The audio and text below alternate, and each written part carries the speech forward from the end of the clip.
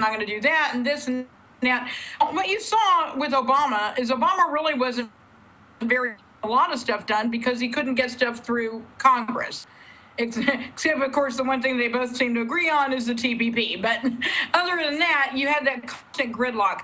But with Trump, he's made enemies on both sides. So is he really? It's very easy because a lot of his followers see him on TV yelling, "You're fired, you're fired." And I'm like, and I love people who run government like a business. Well, the first thing I want to say to them is business. Enron, WorldCom, Adelphi. Bernie Madoff was a businessman too. Do you want to run the government he did? So that's, we make the assumption that businesses run well. But the second thing is you cannot run government like a business because we have a system of checks and balances. You're going to have to get stuff through. Now that you've got enemies on both sides, how much is he actually going to be able to deliver on? Yeah, well, so it's the thing with sometimes I think the government should be run like a business because there's too much stuff that needs to be cut. Trump, you say what you want about him, but the man's been an executive all his life. He'll look at something and say, you know what, this isn't a moneymaker. Get rid of it. But you can't do that in politics, and that's what people aren't understanding. Politics is not business. Look what Obama did with that whole cylinder thing. Gave it $555 million. And that thing went bankrupt within a year. $555 million. Last week you were telling me about those buildings on the west side, that you couldn't take that money yes. for the homeless people? You couldn't take that money, help the vets? My father-in-law was a vet. He passed recently, and I know what they're talking about. A lot of crap at the VA. That money could have gone there. But $5 million he had to give to Soledad. A businessman would know better. But how is he? See, that's the thing. Like, how is Trump going to get anything passed when he's got enemies on both sides? Well, and so that's the reality. The problem with the political system today is what Obama did. He had a Americans don't even know how the government runs. You can't just sit there and especially. I love that when they bring up issues like abortion. Like, you know what? Roe v. Wade was passed in 1973, and we've had a Republican president since then. Nixon, Ford, Reagan, Bush 1 and Bush 2. You know why nothing changes on abortion? If you got an issue, call your congressman. The president does not write laws. What? But most people don't understand that, Obama didn't. Hello. And so I think that's a real big problem, is a fundamental lack of knowledge of how our system works. But it goes back to how he's going to work. He can easily executive action stuff just like Obama did. Reagan made it work. Clinton made it work. They got to cross over. Right. Obama in the beginning, he had a lot of Democrats. He didn't do anything. And then Then he lost a couple of elections and the Republicans started coming in. Obama had his chance in the beginning. I guess too much outings at the golf course. I guess too much hang out with celebrities. I don't know what he was doing. He had the opportunity. Okay? But he did. Check the record. He had a better shot in the beginning than he has in the last few years. And now it's gotten more divisive. In the beginning, wasn't the focus to stop America from going bankrupt? I mean, that was like emergency. I mean, wasn't in the beginning everything had to do with the 2008 crisis due to the national debt? Say it again. And what happened to the national debt? It was destroyed by Bush before him. But Bush did that one. Bush took a record surplus under Clinton and turned it into a record deficit by causing a $3 trillion war that we borrowed, which funds we borrowed from China. That was Bush. I look at the numbers. What it was when Bush had it and where it is now. It's better now. No, something. And then not to mention a couple trillion of that money went missing from the Pentagon, and there's no knowledge of where that money went. Ask Hillary. She's stealing stuff left and right. When they left the White House, did you know about this? When they left the first time, they left the White House, Bill and Hillary, they had to get Hillary to return over $200,000 worth of China and furniture she took from the White House thinking it was her. Well, actually, that's He's funny. a good segue. Can Hillary really do it? I mean, first of all, does Bernie even have a shot? And I feel actually, we spoke about some of the shenanigans going on between the coin tosses that went in Hillary's favor, and now I was looking at the super delegates, and she's got something like 400 super delegates, and I think again, the citizens need to get angry about this. Why did Hillary get any delegates from Vermont, from New Hampshire? Sorry, it went to Bernie. It clearly went to Bernie, but then we're going to arbitrarily say, oh no, we're getting these super delegates for pledging to vote for her. I'm like, against the will of the people?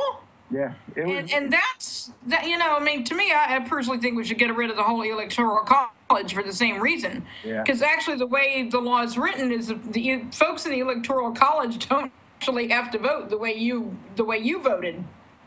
Yeah, the whole thing is rigged. So, it's the New Hampshire super delegates. That's what. Yeah. And they all went. Got 15 of them. So I guess Sanders learned a lesson. Now he knows what it's like to work hard and somebody takes everything away. So Sanders learned. Sorry, I just had to say that. I'm sorry. Nobody voted. What would happen if nobody voted? What would happen? That is a good question. Because that is a really good question. I know the answer. If nobody voted, did you guys know that if nobody voted, then the United States House of Representatives decides who's president? Interesting. And so if none of us vote, they decided. They pick. They do this whole thing, and then the top 3 candidates, and then each state gets 1 vote. So whoever gets the most votes becomes president.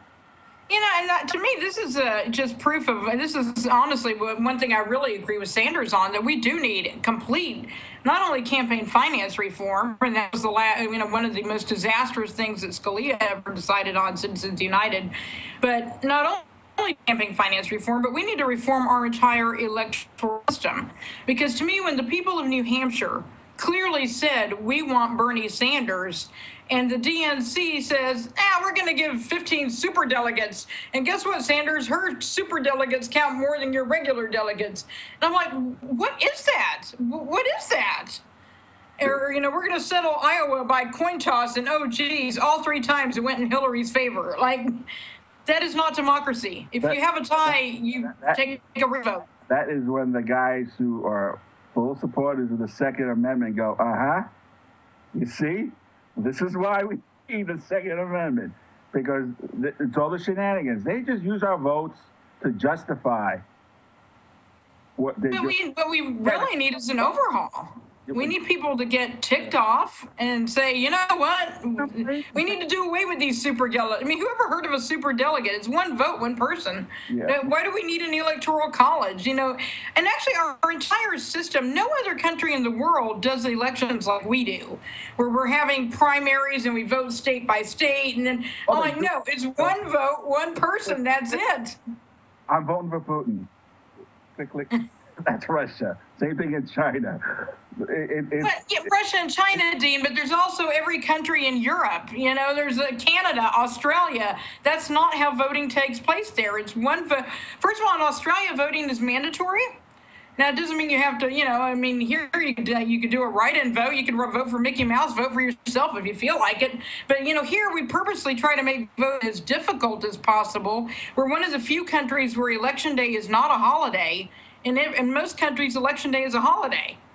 So you can go and vote, and instead of trying to have everybody wait in line at when they get off work at 5 p.m. And to me, it's like they're purposely trying to make it as difficult as possible. A couple elections ago, I went to my polling place to find out that my polling place had moved, and then they sent me way downtown, and then they sent me back uptown, and I'm like, I'm literally trying to go from place to place, and it's like 8:45. You're the 4th person to tell me that this week. It was, my address is, for the last decade, my address has been in Midtown Manhattan. And they sent me down to like the financial district. And then when I got there, they said, oh, no, you got to go back uptown. And it was somewhere totally else. And I'm like, are you kidding me? What they redid your district then? I guess so. And I found out about it the day I went to vote. And literally it was 8:45, like 15 minutes till the polls closed. You know what I mean? That's. Oh, did you get in to vote? I actually did. I had to take a cab uptown to get in there, and it was unbelievable. It's like, and that's, you hear stories like this. There were in states like Tennessee in 2000. They were, same thing. People went to their polling places where they'd gone for a lifetime, and all of a sudden, geez, it's been moved. I'm like, are you kidding? Like, and it's just unbelievable. Who has it in the bag? Does Hillary have it in the bag on the Democratic side? I think Bernie still has a shot. I think Bernie, well, Super Tuesday hasn't happened yet. I do think Bernie still has a shot, but, I think the Democrats themselves need to say, hey, something is up. And it needs to be on them. They need to be the ones to say, what is this superdelegate stuff? We need to get rid of that. Well, they got to get rid of that. That shouldn't even be a thing. And they have other problems. Bill Maher said if they don't start calling it radical terrorism, they're going to lose. Bill Maher said that on the show several times. The other thing, the problem now is with Hillary. Did you hear that thing with when she the Black Lives Matter called her out on something she said in '96 about calling all young blacks super predators? Yeah, I honestly don't understand. I know why the black community tended to love Bill Clinton. I don't know why the black community is so much in favor of Hillary Clinton, especially when Bernie Sanders was an activist in the 60s. The guy was arrested as an activist.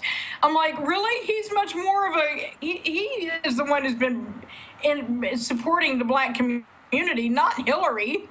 I don't understand people voting against their own interests.